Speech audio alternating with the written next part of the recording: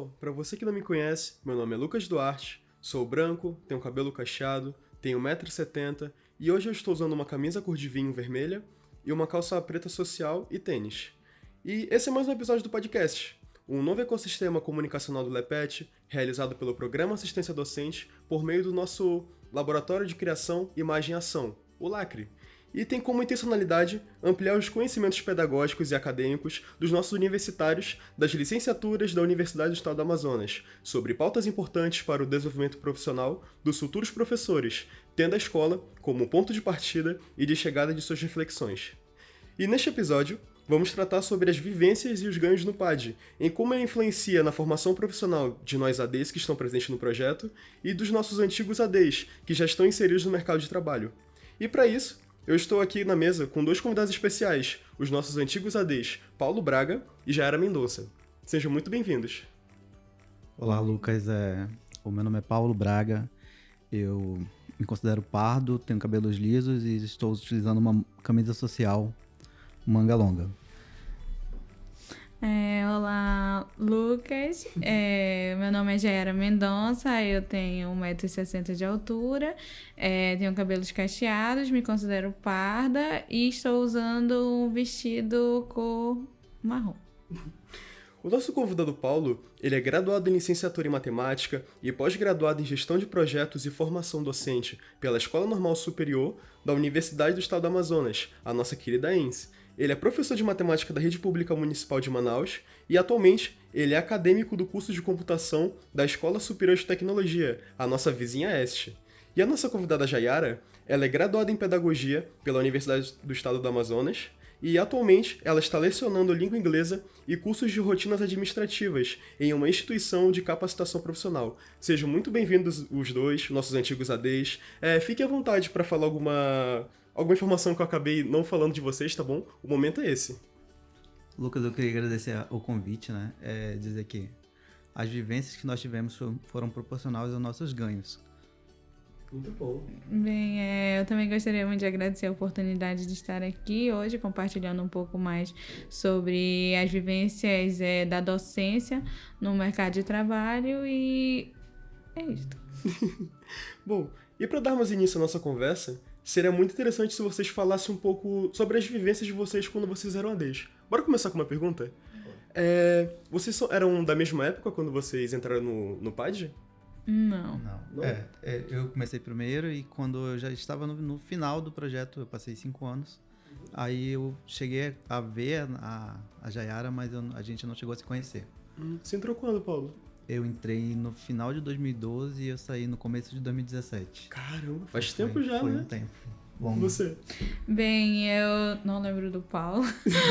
Eu iniciei no ano de 2018 no PAD e fiquei até o ano de 2022. Ou seja, eu fiquei basicamente minha graduação inteira, que eu entrei no segundo período e só saí mesmo já no nono, porque não dava mais pra ficar. Meu Deus, eu me sinto tão novinho perto de vocês. Eu entrei aqui, foi ano passado, em agosto. Aí eu fico, caraca, já passou por tantas pessoas o projeto. Faz muito tempo. Vai ser uma experiência boa. Pior, realmente. E como que era o PAD na época de vocês? Fala um pouco das experiências, o que vocês aprenderam lá. Olha, pra mim foi emocionante, porque quando eu tava chegando na faculdade, ainda primeiro período, eu era aluno da Quitéria. Então ela convidou, as primeiras turmas foram justamente os alunos dela que ela convidava para participar do projeto. Então assim, para quem tá chegando na universidade e já ter a oportunidade de ir para a sala de aula, para mim foi incrível. Bem, eu iniciei no PAD pelo convite da professora Eglê, né? Ela falou que estava precisando de assistente docente lá, eu sem saber o que era. Eu fui lá, né? Prestar meus serviços, né? E conhecer um pouco mais sobre o projeto. Então, eu cheguei lá, eu tinha uma visão de que tudo ia ser muito metódico, assim, que ia ser aquelas regras, assim, ditas do mercado de trabalho e tudo mais, que as pessoas não têm o senso de humanidade. Mas no LEPET eu fui muito bem acolhida e contribuiu muito para a minha formação acadêmica, a estadia no laboratório. E eu sou completamente apaixonada pelo LEPET. Assim, desde o início do projeto, tinha essas idas às escolas? Sim. Caramba! Como é que era nas escolas antigamente? Olha, a gente sempre teve o suporte necessário quando a gente ia para as escolas, né? A gente ficava. No início é meio que um baque, assim, porque a universidade não te prepara para tudo que a gente vai enfrentar na escola. Por exemplo, quando eu cheguei no projeto de assistência à docência, eu ainda estava no segundo período, eu estava iniciando, então, tipo, eu tinha pouco referencial teórico para a prática docente. Contudo, a Office oferecia formações e tudo mais, o que iam contribuindo. O que era interessante no início era, por exemplo, a gente ia para as escolas de terça a quinta-feira e nas segundas-feiras a gente discutia tudo que tinha sido vivenciado na semana anterior e trabalhava em cima disso. Então, a gente foi aprendendo na prática. Então, quando a gente estava na universidade, que a gente via as teorias e tudo mais, aquele discurso não se tornava vazio, porque quando a gente ia para a sala de aula, para o chão da escola, tudo aquilo era muito real. Interessante. Acho legal que não mudou tanta coisa desde a época de vocês pra minha. E na sua, Paulo, como é que era também? Eu senti diferença porque, como eu participei em 2 momentos, eu fui também, trabalhei como assistente docente agora no projeto de extensão, né, que é a gestão de projetos de formação docente. Então, como contrapartida, eu tive que acabar voltando a prestar serviço como assistente docente. E eu vi que já era uma realidade totalmente diferente, porque quando eu saí, ainda não tinha o LEPET. Tinha o programa de assistência à docência, mas essa estrutura que a gente tem hoje, ela não existia. Então era uma coisa mais, tipo... Inicial. A gente precisava, quando a gente ia pra escola, era sempre uma emoção. Com quem que a gente vai? E qual escola que a gente vai? O PAD ele veio antes do LEPET? Caramba! Antes do LEPET, o programa de assistência à docência, as offices a gente já é bem antigo. Então... Quando eu voltei aí já tinha essa estrutura do LEPET, já tinha a questão da van, que a gente já não ia mais com os professores. Normalmente eram os professores que levavam a gente no começo. Levavam e traziam, então a gente não tinha... A gente não tinha o meio de transporte que agora tem, né? Eu já ia perguntar isso, se existia já o meio de transporte de vocês pra ir pras escolas. Aí no caso eram os professores que levavam os vocês, formadores. Né? Eu já cheguei já na época mais nivelada, assim. A gente já tem as vans pra poder ir, já tem os ônibus também. Mas muito legal. E dá pra ver que era um desafio muito maior na época de vocês, né? De sair daqui pra poder ir pras escolas. Já teve vezes que vocês tiveram que pegar ônibus pra ir pras escolas? Sim, uma vez quando a gente estava na escola rural, a gente ia pra escola Padre Caleri, a minha casa, ela ficava um pouco perto da escola, porque eu moro perto da Barreira. Então, uma vez, para eu não ter que vir toda essa mecânica, para eu vir para o UEA, pegar a van, acordar cedo e depois voltar basicamente pelo mesmo trajeto, eu fui de ônibus direto. Aí a escola ficava lá no quilômetro 12, por aí. Então, como eu não conhecia muito a estrada, eu pedi para o motorista me mostrar onde ficava a escola. Quando chegasse, né, o cobrador, acabou que eu passei direto na BR. Então eu fiquei num cruzamento lá e tive que voltar. E como que eu voltei? Um casal de idosos me deu uma carona. Ainda bem que nada aconteceu, mas quando eu cheguei na escola, tava todo mundo extremamente preocupado, porque o que eu tinha avisado era que eu tava indo de ônibus e como não pega sinal, tava todo mundo desesperado. Meu Deus! O projeto ele tem essa característica, né, de atender várias escolas e várias regiões da cidade e acaba que em algum momento é mais vantajoso ir direto para a escola do que vir para cá e daqui para a escola. Sim, realmente. Quando às vezes a gente ia, quando a gente foi pras escolas, a gente passava pra essa minha casa, assim, tipo, pela Zona Leste, eu descia pra lá e já ia a pé mesmo. Assim, é legal isso, que pega várias áreas da cidade, né, o nosso projeto. O que vocês aprenderam no PAD que vocês estão utilizando até hoje, nas salas de aulas, hoje em dia? Eu acho que eu sou um professor formado pelo PAD, porque eu não teria a minha atuação que eu tenho hoje se eu não tivesse passado pelo projeto, que me deu uma experiência assim. Eu cheguei a ver colegas de profissão que chegavam na escola direto da faculdade e eles diziam, meu Deus, a faculdade não me preparou para isso.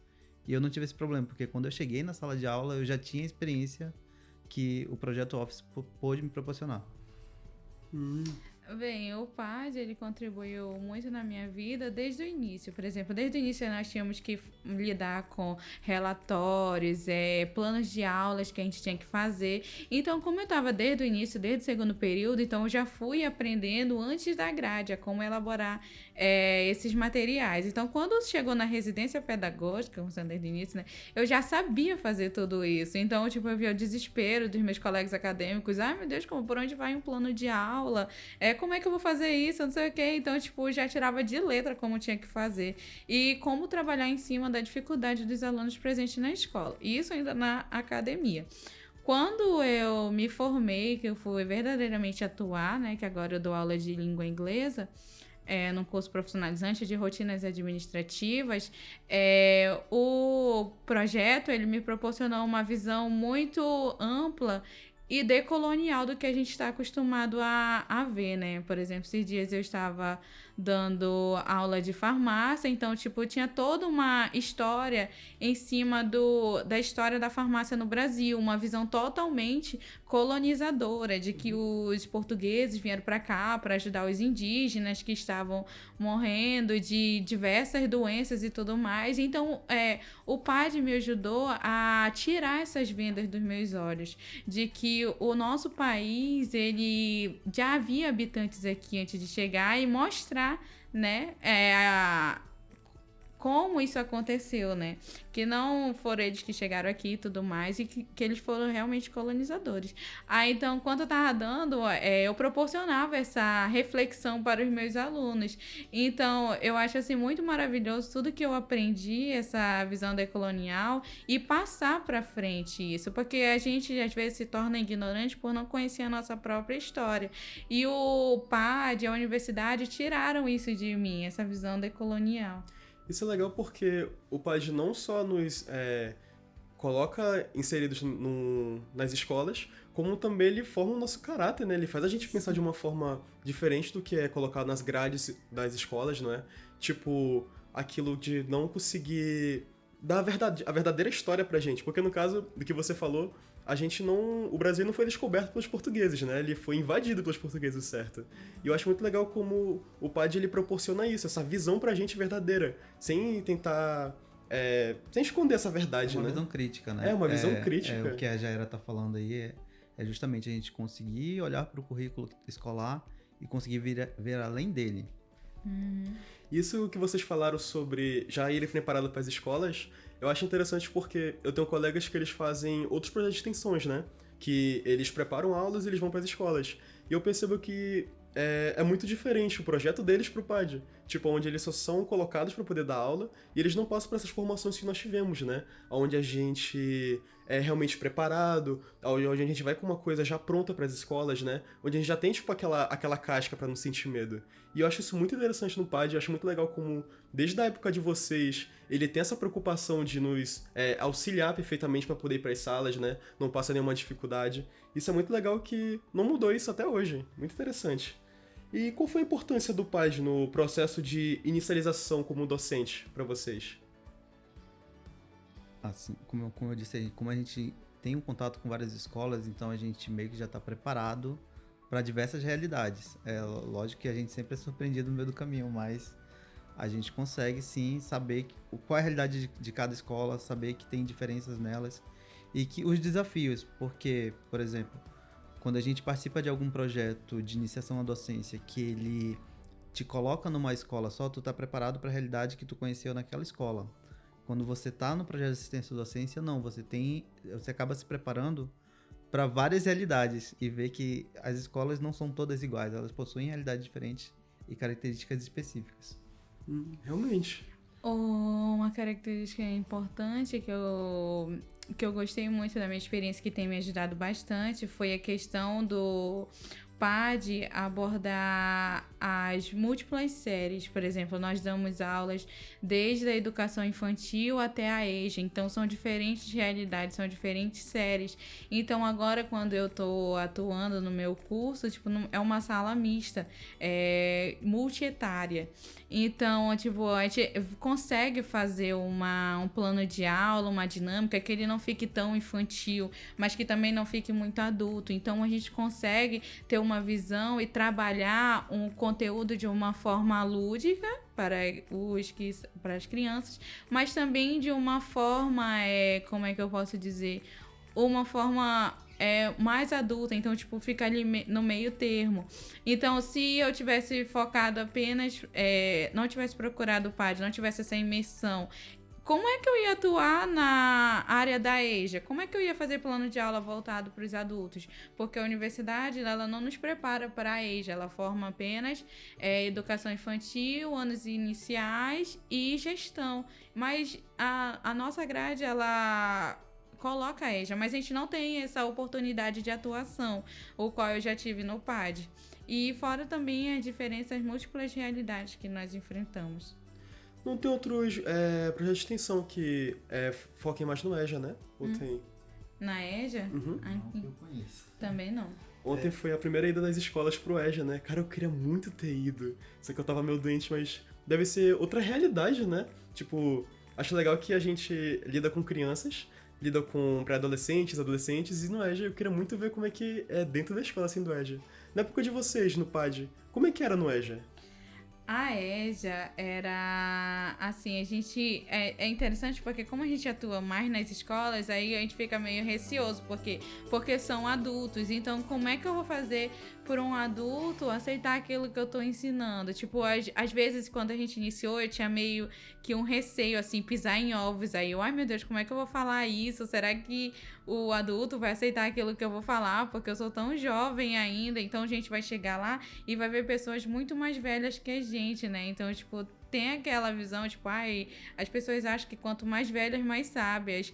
Então, como é que eu vou trabalhar esse conteúdo em cima e tudo mais? Mas quando a gente vai para a escola, a gente percebe que eles estão muito dispostos a aprender. E os que não estão ainda, né, que ficam naquela visão, eu tô aqui concluindo só para eu conseguir uma vaga no distrito e tudo mais. A gente consegue romper isso e mostrar um leque de possibilidades, porque às vezes o adulto, ele está na escola e ele quer aquele diploma só para conseguir um emprego no mercado de trabalho, mas a gente consegue abrir a mente dele, não, você pode fazer faculdade, você pode ingressar numa ter um curso superior, ter acesso a isso, não é tarde demais para você conseguir todos esses objetivos. Então, meio que assim como a docência, é uma via de mão dupla. Tanto a gente aprende com eles, né, com as experiências, o qual eles têm no dia a dia, quanto eles também podem aprender conosco. Que legal! Gosto muito dessa visão. E eles estão... O aluno da EJA, ele também está disposto a ensinar desde que ele seja preparado para isso. No seguinte sentido. Quando a gente ia para as escolas, os professores eles avisavam que nós não éramos professores, nós éramos acadêmicos e que nós estávamos estudando para ser professores. Então, já tinha esse preparo da turma para que eles nos recebessem sabendo que a gente estava ali também aprendendo. Então, eles tinham essa consciência de que a gente estava ensinando, mas que ao mesmo tempo a gente também estava aprendendo. Eu queria retomar um ponto que vocês estavam falando, a questão das vários níveis que a gente tem acesso. É bom que a gente consegue também escolher o nível que a gente quer trabalhar. Tipo, como é que eu vou saber que eu quero trabalhar com EJA se eu não tenho essa experiência de trabalhar com EJA? Então, o Projeto de Ciência e Docência, ele faz isso. Ele te coloca em contato com a educação infantil, com o ensino fundamental 2, com o fundamental 1 e com o EJA. Muito legal. Então, no caso, você gostou de trabalhar com qual ano? Assim, quais anos você gostou de trabalhar? Eu prefiro o segmento que eu atuo hoje. Talvez eu tive bastante tempo para escolher, né? Uhum. Então, eu trabalho de 6º ao 9º, é o segmento que eu prefiro. Muito bom, 6º ao 9º. Pera que eu me perdi aqui, rapidinho. Precisava tossir, obrigado. Pronto. Muito interessante. O 6º ao 9º, realmente, o 6º ao 9º, ele é muito legal de se trabalhar porque é aquela época que as crianças são mais dispostas a aprender também, né? Acho muito legal, principalmente com o 6º ano, porque eles são pequenininhos e eles conseguem ainda olhar com aquela visão de nossa, isso aqui é muito legal de aprender e tudo mais. Gosto bastante do 6º ano. Outra coisa que é interessante também, porque como eu já trabalhei no projeto com crianças de 1º ao 5º ano, eu sei qual é a realidade que eles estavam e eu sei para qual a realidade que eles estão indo. Então eu consigo preparar eles já no 6º ano sabendo de onde eles vieram e para onde que eles vão. Que não é uma experiência que todo professor tem. O professor que se forma em áreas específicas como geografia, matemática, biologia, Muitas vezes ele está preparado para dar aula para o aluno de 6º ano em diante, mas ele não sabe como é a realidade do aluno lá no 1º ao 5º. Como é que é no 1º ao 5º? Ele só tem um professor. E esse professor, até a linguagem dele é diferente. Então, a gente percebe que a gente tem que falar diferente com a criança, com o adolescente e com o adulto. E isso pra gente ficou muito claro no projeto. Inclusive, é uma orientação que, às vezes, a gente acaba recebendo. Puxando isso que você falou, o que na opinião de vocês é urgente para poder melhorar na qualidade do ensino e aprendizagem na educação básica? Porque a gente sabe que a nossa educação, ela tem muitos altos e baixos, né? Principalmente partes baixas. O que vocês acham que poderiam melhorar nela, assim? Eu acredito, assim, por exemplo, hoje é comemorado o Dia dos Povos Indígenas, né? Eu acho que eu posso ver nas redes sociais ainda também uma visão muito estereotipada sobre esse dia. Por exemplo, hoje é o dia do índio, vamos dançar, não sei o quê, vamos fazer a dança da chuva, algumas coisas. A música da Xuxa, né? Que normalmente é trabalhado. Então, eu gosto, o que eu acho que pode melhorar é nessa visão.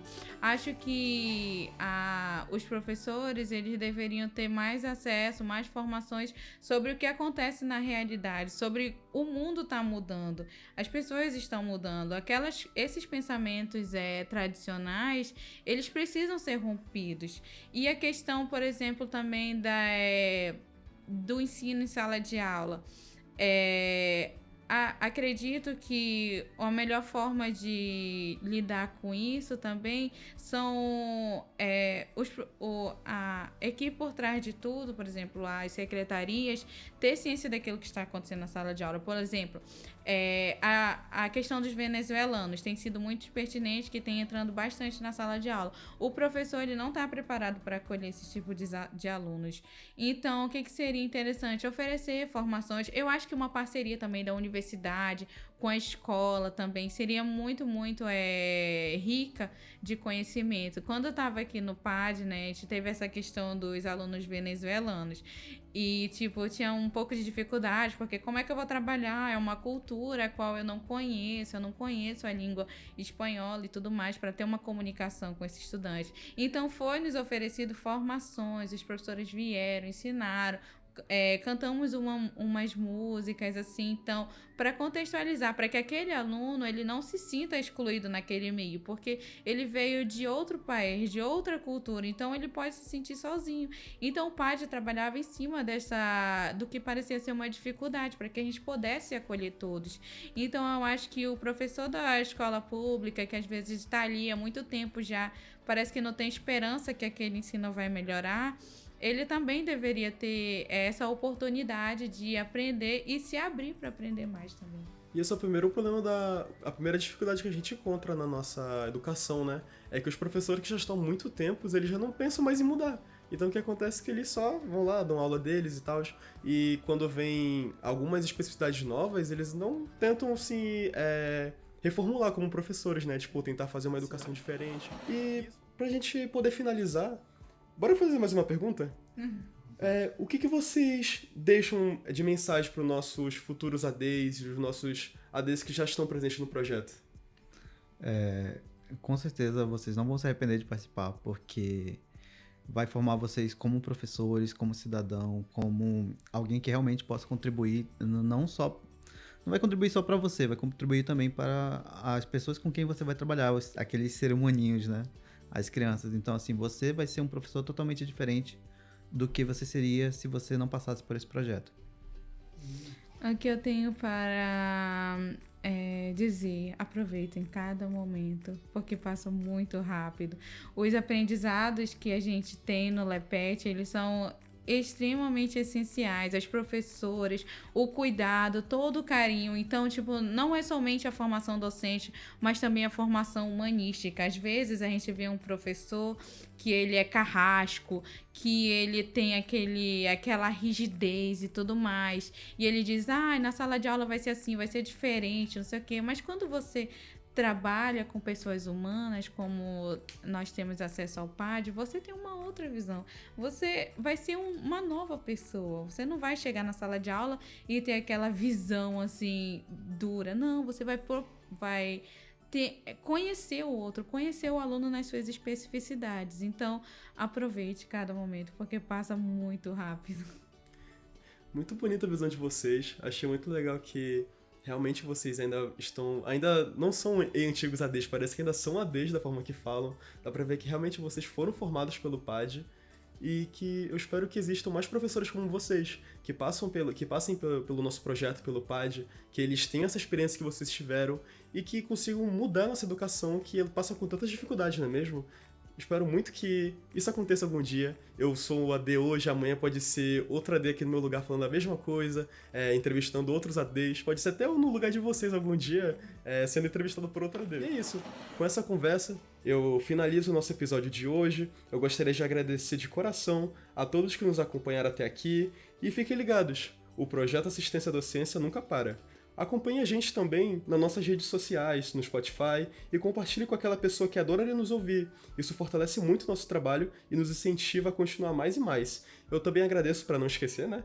Eu agradeço muito os nossos convidados por terem aceitado o nosso convite e desejo uma boa sorte aos dois nesse mundo tão incrível que é o mundo da educação. Muito obrigado, Jaiara, muito obrigado, Paulo. Eu agradeço a visita de vocês e se quiserem deixar alguma mensagem final... Eu só gostaria de agradecer pelo convite, não só a vocês que me convidaram, mas também como o projeto como todo por ter me dado essa oportunidade de fazer parte de hoje poder estar contando a minha experiência. Eu agradeço muito a oportunidade de estar aqui. Eu tenho um carinho enorme, especial para todo mundo que está nesse projeto, pelos novos ADs, pelas professoras. Todo mundo me acolheu muito aqui nesse local e eu aprendi muito. Eu tive realmente um amor convivendo com elas, um amor que muitas das vezes anteriormente eu não tive. Eu sou extremamente grata por todas. E é isso.